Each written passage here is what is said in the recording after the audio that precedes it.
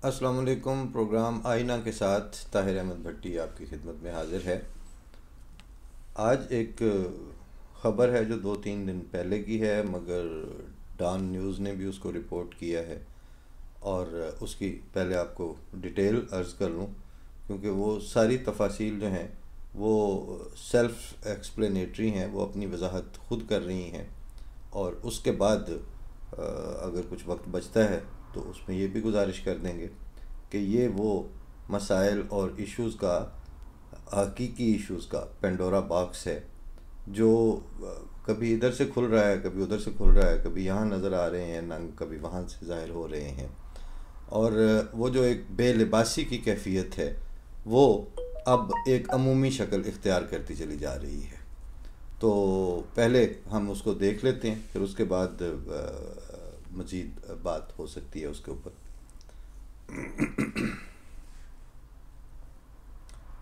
पत्तोकी में 10 जजेस ने बार की बदसलूकी के ख़िलाफ़ एहतजाजन काम रोक दिया। ये तफसील रिपोर्ट की है डॉन कराची ने ऑनलाइन पेज पे। तहसील पत्तोकी में तैनात तमाम जुडिशल अफसरान ने खातून जज समेत अपने साथियों के साथ मुकामी बार एसोसिएशन के सदर की जानिब से मुबैना तौर पर बदतमीज़ी और गैर मुहज़्ज़ब तर्ज़ अमल अपनाने के ख़िलाफ़ बतौर एहतजाज काम रोक दिया है और 10 दिन की रुख्सत के लिए दरख्वास्त दी है। डॉन अखबार की रिपोर्ट के मुताबिक कसूर डिस्ट्रिक्ट एंड सेशन जज को 10 जजेस की जानिब से लिखी गई चिट्ठी की मुश्तरका दरख्वास्त में कहा गया कि तमाम वाक़या सिविल जजेस माजबीन और खालिद महमूद वड़ाइच के कमरा अदालत में पेश आया। इस हवाले से एक सिविल जज ने डॉन से गुफ्तगू के दौरान बताया कि हमने काम रोकने का फ़ैसला किया है क्योंकि हुक्काम की जानिब से बार लीडर की बदसलूकी के ख़िलाफ़ कोई कार्रवाई नहीं की गई। अलावा अज़ीं अब तक इन्हें ये आगाह किया गया कि सेशन जज मामले को लाहौर हाई कोर्ट के रजिस्ट्रार के साथ उठाएंगे। उन्होंने कहा कि पत्तोकी की अदालतों में मौजूद जुडिशल अफसरान वकला के वाक़यात पर बहुत मायूस और उदास हैं और सब डिवीज़न में खिदमात से इनकार कर दिया है। एडिशनल डिस्ट्रिक्ट एंड सेशन जजेस फ़र्रुख हुसैन, मोहम्मद इशफाक, तारिक मसूद और सिविल जजेस खालिद महमूद वड़ाइच और महताब हुसैन शाह, इरम अली मलिक, मुजाहिद करीम, शमरोज़ इफ्तिखार, महजबीन और अस्मा रशीद की दस्तखतशुदा मुश्तरका दरख्वास्त में कहा गया है कि 2 दिसंबर को पत्तोकी तहसील बार एसोसिएशन के सदर मुदस्सर नईम भट्टी मुबैना तौर पर शराब के नशे में सिविल जज माजबीन के कमरे में कमरा अदालत में दाखिल हुए और उन्हें गालियां देनी शुरू कर दी। साथ ही उन्हें संगीन नताइज की धमकी भी दी। दरख्वास्त में कहा गया कि बाद अज़ां बार के सदर मुबैना तौर पर सिविल जज खालिद महमूद वड़ाइच की अदालत में दाखिल हुए और नामुनासिब ज़ुबान का इस्तेमाल किया। मज़ीद ये कि जो ज़ुबान मुदस्सर भट्टी ने इस्तेमाल की उससे इस दरख्वास्त में लिखा नहीं जा सकता उस ज़ुबान को, और ये बिल्कुल क्लियर भी है और इसमें कोई वो शक भी नहीं है कि वहाँ ऐसी ज़ुबान इस्तेमाल भी होती है। और वो आप सोशल मीडिया के ज़रिए आप बहुत सी वीडियोस में ऐसी बदज़ुबानी और ऐसी मुब्तज़िल और ऐसी नंगी गालियाँ सुनते हैं और देखने को वो सारे सीन मिलते हैं कि अगर आप बाद में किसी मुहज़्ज़ब शरीफ आदमी को उसी वाक़े की तफसील से आगाह करने की ज़रूरत पड़े तो आप मजबूर हैं कि उतना हिस्सा फिर सेंसर करके बताएंगे। अब आप एक बुज़ुर्ग या सीनियर आदमी को अगर उसकी रिपोर्ट भी कर रहे हों तो क्या बताएंगे उसमें। फिर उसमें कहा गया है कि बार के कई सीनियर अरकान ने भी वाक़े की फुटेज देखी, लेकिन किसी ने भी सिर्फ लफ्ज़ी मुज़म्मत के अलावा मुदस्सर भट्टी के ख़िलाफ़ कोई बाकायदा कार्रवाई नहीं की।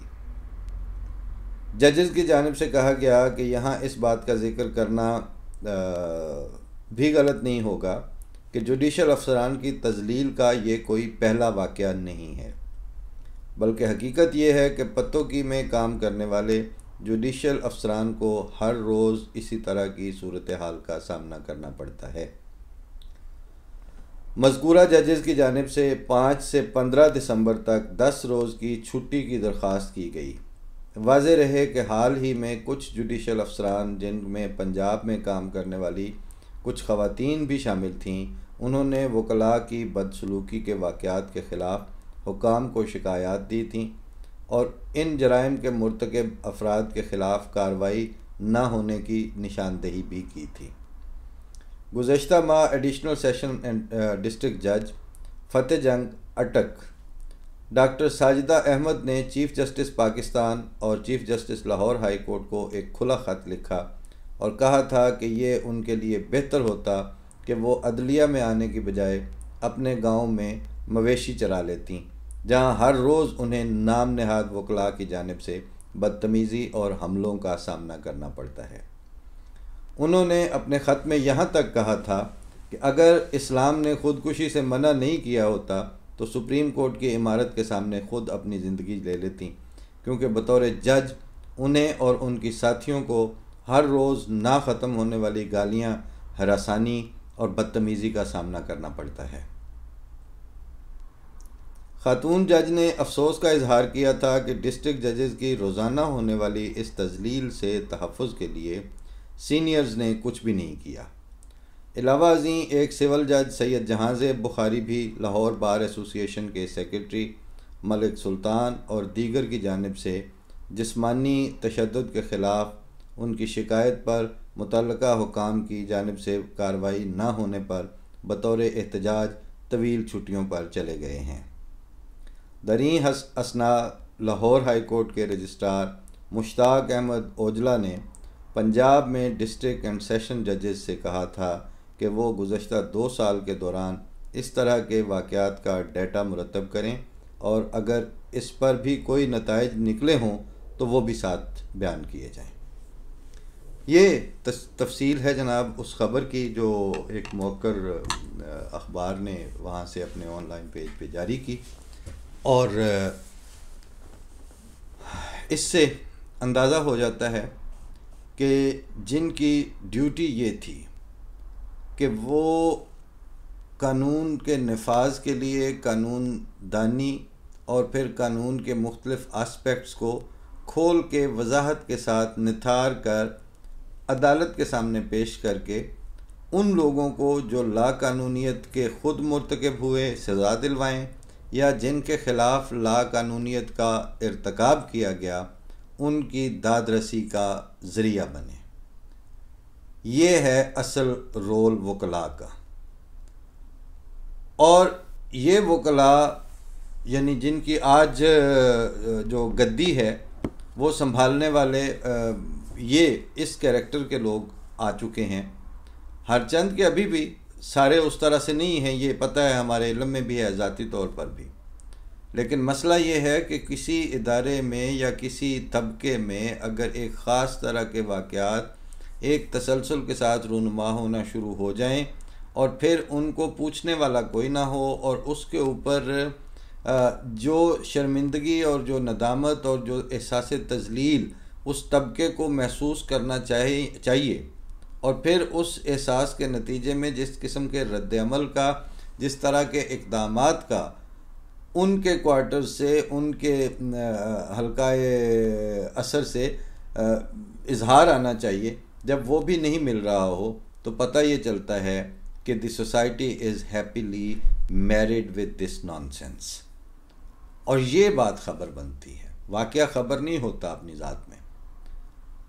ख़बर या तशवीश का बायस वो आगे के रेपरकशंस हैं जो अब फिर अगर इस तरह के वाक़यात हो रहे हों और उनके ऊपर बेहिसी का ये आलम हो तो फिर वो रास्ता खुलता है, फिर वो रास्ता बनता चला जाता है, फिर वो पगडंडी जो है वो पया बनती है, पया से मुराद वो जो ज़रा ज़्यादा खुला रास्ता होता है, और फिर वो सड़क बनती है और फिर वो मोटरवेज़ बनती हैं। ये है सिलसिला कि जिस और इसका बायस कौन बन रहे हैं, इसके ज़िम्मेदार कौन ठहर रहे हैं, ये खुरा जो है वो किस तबके की तरफ जा रहा है जो ऑफिशियली लाइसेंस्ड हैं, जिनको लाइसेंस इस बात का मिलता है कि वो कानून की बेस्ट पॉसिबल इंटरप्रिटेशन भी करें, बेस्ट पॉसिबल इंटरप्रिटेशन के ऊपर अदालतों को मुतले करें, पब्लिक को आगाह करें और पब्लिक का साथ दें कि कहाँ उनको अपने ख़िलाफ़ रुनवा होने वाली लाकानूनियत जो है उसकी रेमेडी कैसे मिलेगी, दादरसी कैसे होगी, और अगर कोई उसी तरह की लाकानूनियत के ऊपर इसरार पे मुसिर है तो उसको सज़ा कैसे मिलेगी। लॉ एंड ऑर्डर जो है ये आपस में इकट्ठे बोले जाने वाले अल्फाज हैं। अगर सोसाइटी में ऑर्डर ख़त्म हो गया, नज़्म व ज़ब्त ही ख़त्म हो गया, और ख़त्म किन के ज़रिए हुआ, जो लॉ की इम्प्लीमेंटेशन के लिए कल पुर्जे की हैसियत रखते हैं। मतलब मैदे का काम ग़िज़ा को हज़म करना है और उसने डाइजेस्टिव सिस्टम को मेंटेन करना है। वो अगर अपने आप ही को खा गया, यानी जिस शाख पे आप बैठे हुए हैं वो शाख ही कट गई, तो जिन पे तकिया था वही पत्ते हवा देने लगे वाली बात है। और ये एक जगह नहीं हो रहा वाक़या, ये पत्तों की का इन्होंने यूँ रिपोर्ट किया पिछले चूँकि 2-3 हफ्ते जो थे वो बार के इलेक्शन, फिर बार के उसमें कैंपेन्स और इस सारे कुछ का हिस्सा बने हुए थे। तो उन्हीं दिनों में हमारी अपने बुज़ुर्ग उस्ताद हैं शराइस साहब, उनसे भी बात हुई। तो मैंने उनसे गुजारिश की कि हमारे इल्म में राना मोहम्मद ख़ान साहब भावलपुर के सीनियर वकील थे, और उनके बारे में उनके एक अप्रेंटिस लॉयर ने हमें बताया कि मैंने उनके साथ उनकी सबऑर्डिनेशन में या उनकी अप्रेंटिसशिप में काम किया है। वो जो एक 2 छोटे से पोल्स लगा के उनके दरमियान एक ऐसे करके हल्की सी चेन होती है जो ऐसे मतलब ज़मीन से ज़्यादा उठी हुई भी नहीं होती, मगर उसका मतलब ये होता है कि यहाँ से नहीं गुज़रना जब तक वो चेन हटाई ना जाए। वहाँ से अमूमन जजेस की कारें गुज़रती हैं, या एक रास्ता जो होता है उसको सिलेक्टेड एक्सेस दी जाती है कि फ़लाँ गुज़र सकता है, फ़लाँ नहीं गुज़र सकता, और आम तौर पर जब वो गाड़ी गुज़र जाए तो फिर वो चेन चढ़ा दी जाती है। आप सब ने वो मुख्तलिफ़ जगहों पे वो देखा हुआ होगा। तो वो राना मोहम्मद ख़ान साहब के बारे में उन्होंने बताया मुझे कि मैंने उनको कभी भी, जो कि ज़मीन से एक चेंज ऊपर होती है वो चेन, और बंदा पैदल चलता हुआ जा रहा हो तो आराम से उस पर से गुज़र जाता है, वो कोई ना ठुड्डा लगता है ना कोई और मसला आता है। लेकिन अदालत में जाते हुए एक दफ़ा भी मैंने ज़िंदगी में उन वकील साहब को, जो सीनियर जज वकील थे, बाद में उनको जजी की भी ऑफ़र्स हुई मुख्तलिफ मौक़ों पे, एक दफ़ा भी मैंने उनको उस जंजीर को हल्का सा फलांग के गुज़रते हुए नहीं देखा, बल्कि वो हमेशा उसकी साइड ही से होके गुज़रा करते थे। इसके एक दूसरी मिसाल भी मिलती है कि वो भी मुझे प्राइवेटली किसी दोस्त ने बताई कि ज़फ़रुल्लाह ख़ान साहब के वहाँ इस्लामाबाद में कहीं उनके अजीज़ों की कोई जगह थी, तो उसमें वो जब वो जाते थे, वो होटल था वो एक मुतवसत लेवल का, तो वहाँ पर टॉयलेट्स के ऊपर वो लिखा होता है कि फॉर लेडीज़, फॉर जेंट्स, तो ये वो, तो जो एक्सेस अवेलेबल थी उसमें एक में प्राइवेट बाथरूम था कि जो नॉट फॉर विज़िटर्स, तो वो तो वहाँ विज़िटर के तौर पर गए हुए थे, तो कहीं उन्होंने वाशरूम जाना था, तो उन्होंने कहा जी वो चले जाएं, कहते नहीं वो उस पर तो वो लगा हुआ है नॉट फॉर विज़िटर्स। तो जब तक वो तख्ती उतरवाई नहीं गई, चौधरी साहब ने वो वाशरूम इस्तेमाल नहीं किया। इस बारीकी से ख्याल रखने वाले भी इसी कानून, इसी शोबे का हिस्सा थे। इसी तरह कायद-ए-आज़म की तो बहुत सी मिसालें आपने पढ़ भी रखी हैं, सुन भी रखी हैं कि वो इस तरह इन चीज़ों के ऊपर अमल दरामद और लेटर एंड स्पिरिट में किस हद तक वो जाते थे। लेकिन अब ये कि क्या दौर आ गया है कि अब साहिबाने दर्द जो ख्वाब देखते हैं वही ख्वाब ना रसा, दामन बने तो रंग हुआ दस्तरस से दूर, मौजे हवा हुए तो है खुशबू गुरेज पा।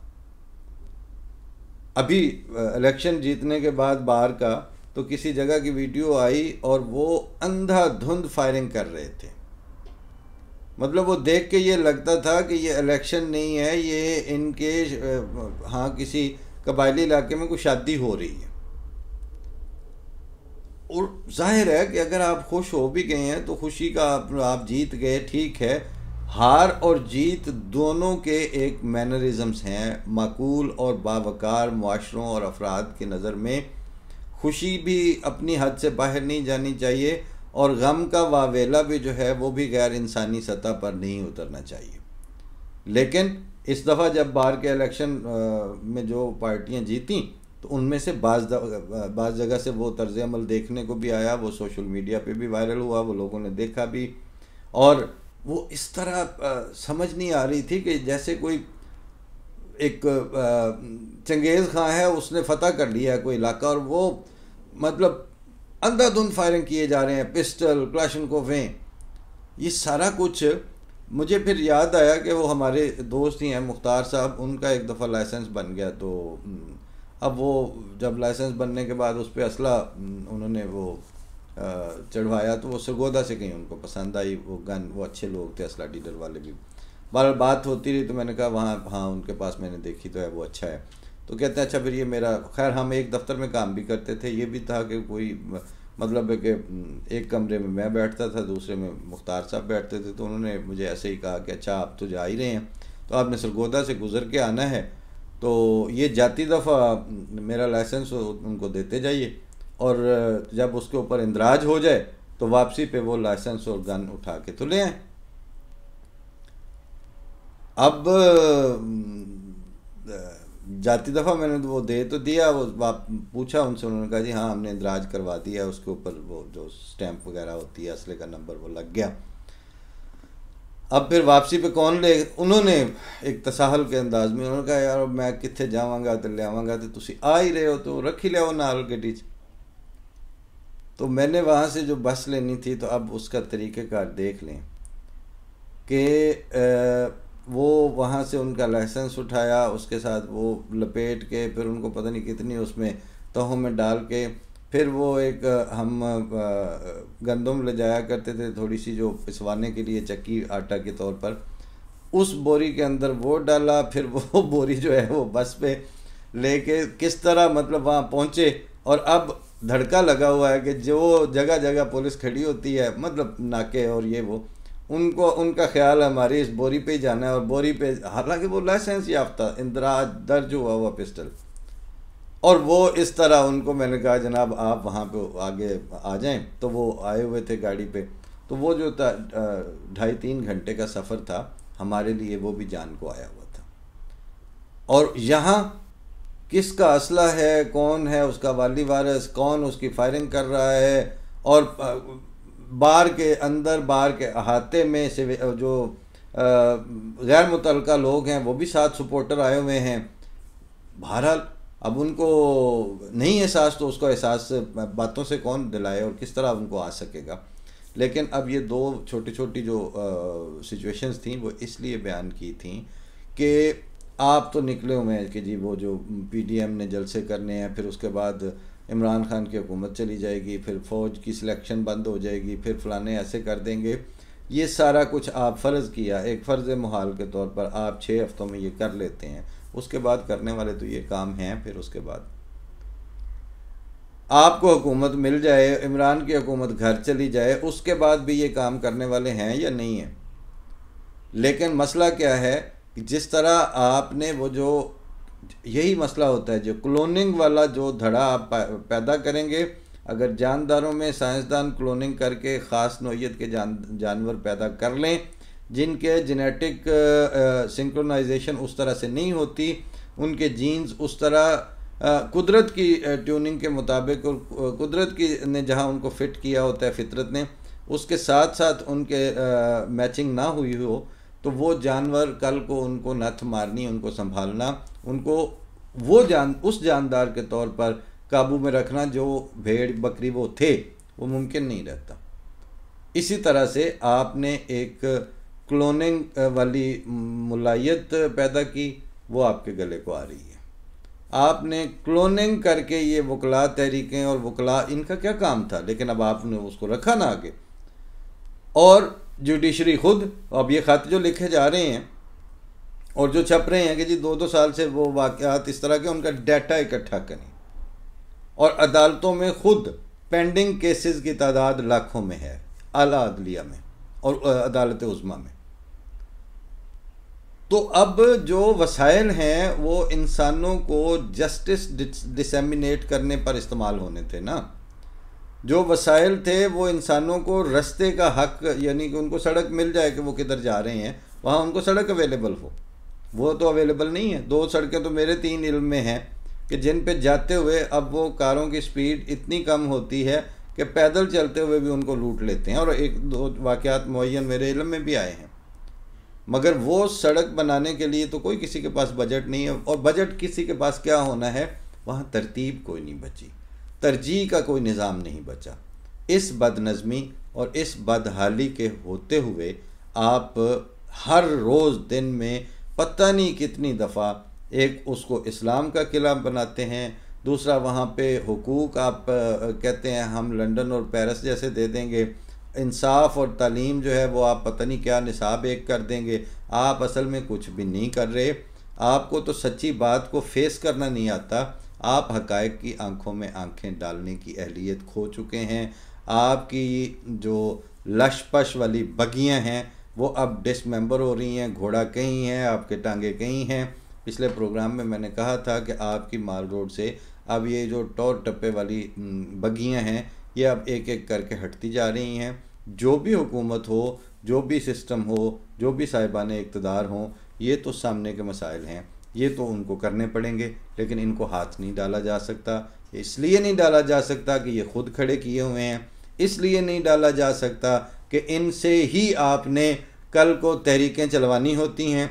और इसी तरह जैसे वो यूनिवर्सिटियों का बेड़ा आपने स्टूडेंट्स को इस तरह करके पहले गर्क किया था, फिर बाद में उनमें से 1-2 शेख रशीद बन के निकल आए, बाकी सारे जो है उनकी ज़िंदगियाँ भी तबाह, उनकी इल्म का भी बेड़ा गर्क। और उसके बाद आपने ना ढंग के उसातिज़ा पैदा कर सके, ना आप ढंग के साहिब इल्म और मुख्तलिफ़ शोबों के बड़े नाम आपके पास बचे। अब आपने वो जो लॉ एंड ऑर्डर का लफ्ज़ बोला जाता है उसको सपोर्ट करने के लिए अदलिया और वकला, जजेस और वकला, ये 2 उसके बेसिक पहिए थे जिन पर जिस पे ये कायम होना था। इन्होंने अदलिया अपने अंदाज में रो रही है, उनके अपने अंदाज में हक तलफियाँ हो रही हैं, उनको अपनी तरफ से फ़ंड्स और सहूलतें और जो सपोर्ट चाहिए फ़ैसले लेने के लिए, जिस सिक्योरिटी की ज़रूरत है वो उनको अवेलेबल नहीं है, वो आज़ादाना फ़ैसले कर नहीं सकते।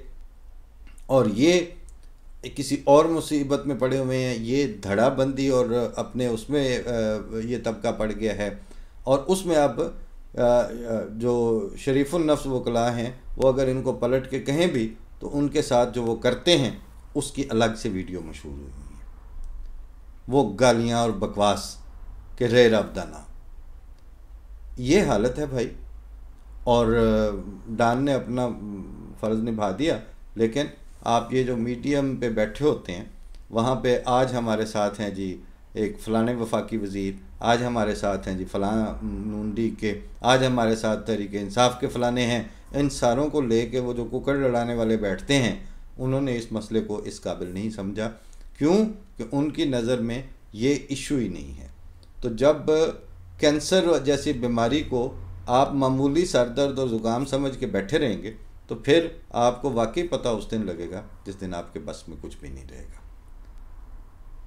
अभी भी वक्त है तो खैर अब शायद हम कहते हैं क्योंकि उम्मीद का दामन नहीं छोड़ना चाहिए, लेकिन इन मामलात को एड्रेस करना वो है असल जो हकीकी एस्टेब्लिशमेंट और सचमुच की रियासत और सचमुच की मुक़्तदिर फोर्सेस हैं। उनको पता नहीं है, क्यों नहीं नज़र आ रहा कि ये तो फिर कुछ भी नहीं बचेगा आपके पास